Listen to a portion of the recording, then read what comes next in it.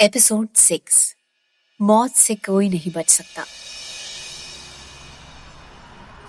Ronnie जैसे ही bus stop पर उतरता है, कोई उसके हाथ को कस कर पकड़ लेता है। अचानक से हुई ये बात रॉनी को चौंका देती है। ऊपर से हल्का अंधेरा होने की वजह से रॉनी उस आदमी का चेहरा ठीक से नहीं देख पाता, लेकिन उस शख्स की मजबूत पकड़ ही रॉनी को डराने के लिए काफी थी। रॉनी हिम्मत जुटाकर पूछता है, कौन है? इतनी देर में उसे एक जोर का झटका लगता है, मानो जिस शख्स ने उसे पकड़ रखा था अभी अभी उससे कोई और शख्स आ टकराया हो। उसी एक तेज धक्के के साथ रॉनी नीचे जमीन पर धड़ाम से जा गिरता है। तभी जोरदार हुंकार की आवाज के साथ जिसने रॉनी को पकड़ा था, वो सामने से आए किसी दूसरे साए के साथ लड़ने लगता है। तभी हल्की सी चांद की रोशनी में रॉनी को लड़ने वाले में से एक की झलक मिलती है और रॉनी एकदम से शॉक्ड रह जाता है। मुग्धा?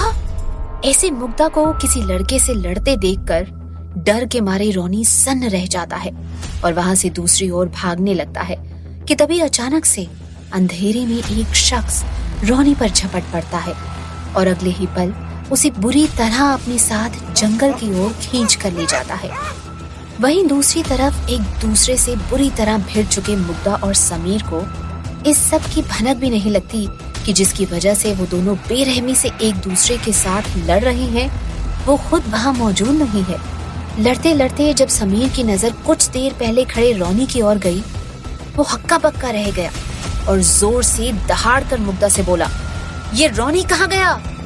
मुग्धा ने भी उस ओर देखा और वहां रॉनी को ना देखकर उसके पैरों तले जैसे जमीन निकल गई। गुर्राते हुए समीर ने कहा, तुमने फिर से मेरा शिकार मुझसे छीना।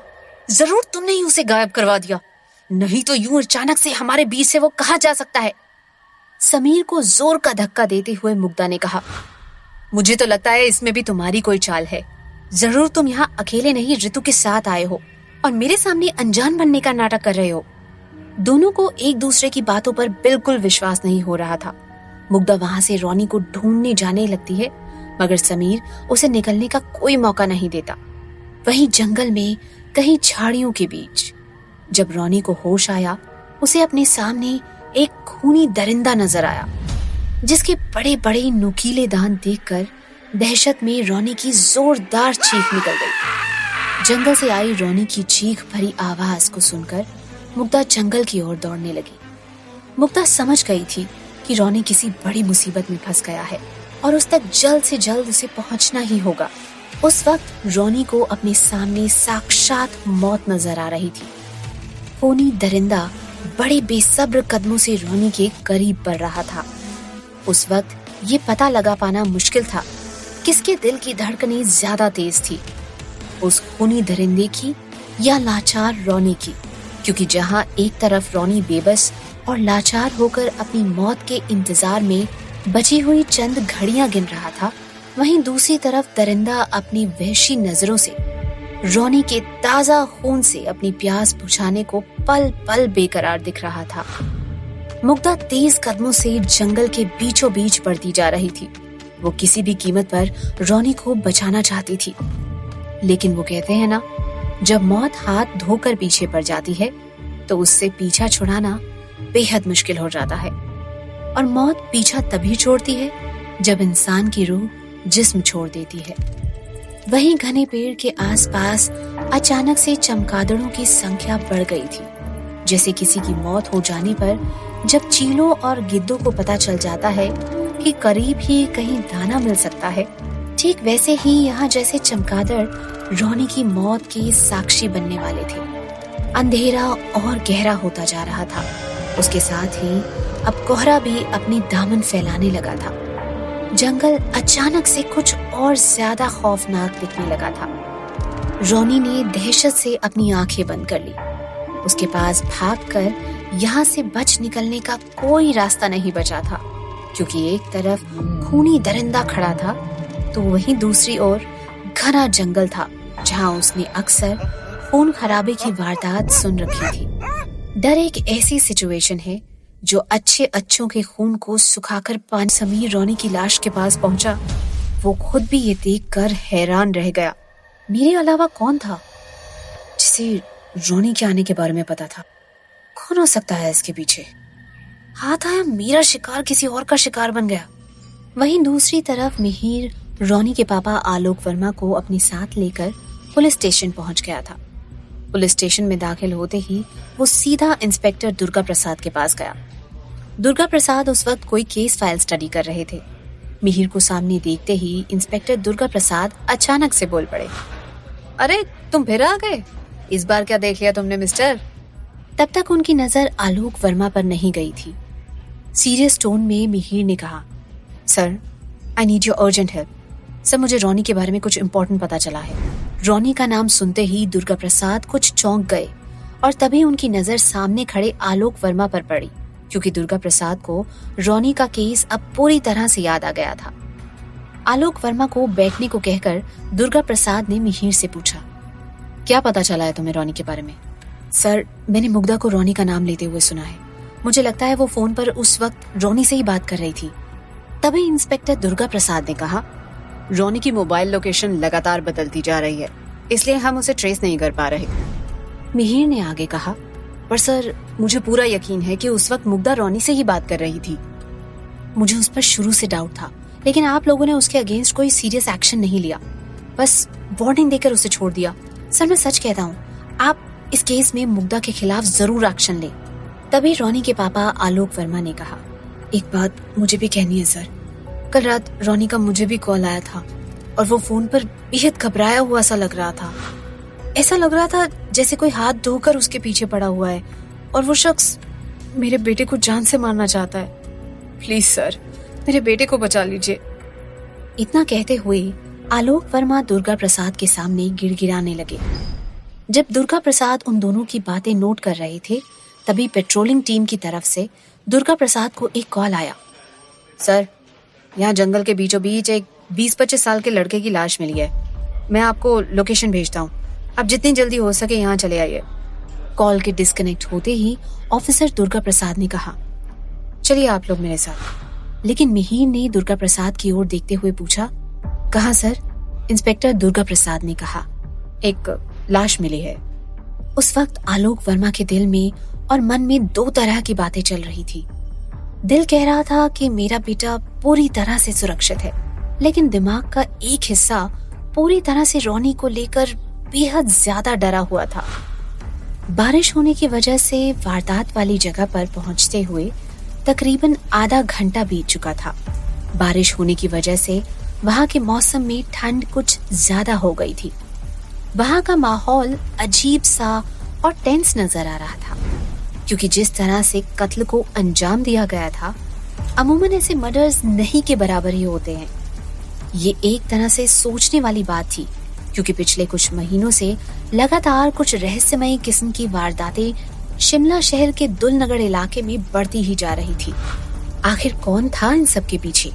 पहले मर्डर के साथ तो ये बस एक नॉर्मल सी पहेली जैसी लग रही थी, लेकिन एक के बाद एक 3 मर्डर, वो भी एक ही पैटर्न से होने के बाद ये पहेली और ज्यादा ही उलझती जा रही थी। और इन सभी वारदातों के पीछे का मास्टरमाइंड भी एक ही लग रहा था।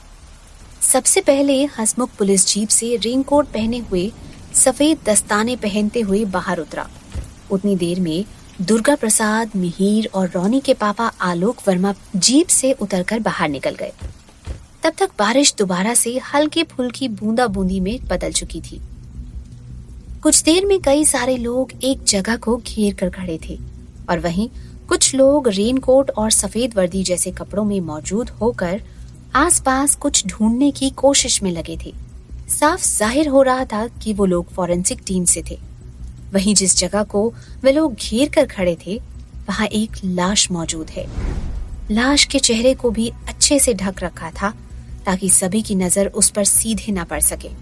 तभी एक तेज हवा का झोंका आया, जिससे बॉडी पर मौजूद सफेद कपड़ा चेहरे से सरक गया और वहीं बारिश की बूंदें चेहरे पर पड़ी।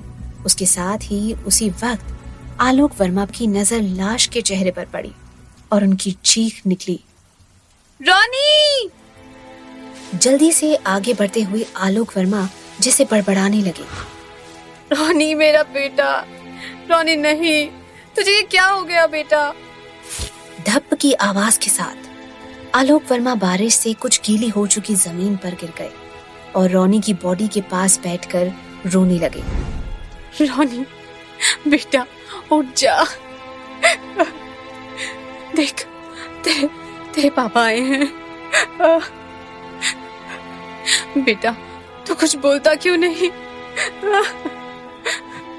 बेटा देख ना, तेरी माँ घर पर तेरा इंतजार कर रही है। उठ जा बेटा, उठ जा। आलोक जी, संभालिए खुद को, ऑफिसर दुर्गा प्रसाद ने आलोक वर्मा को सांत्वना देते हुए कहा। कैसे संभालूं मैं खुद को?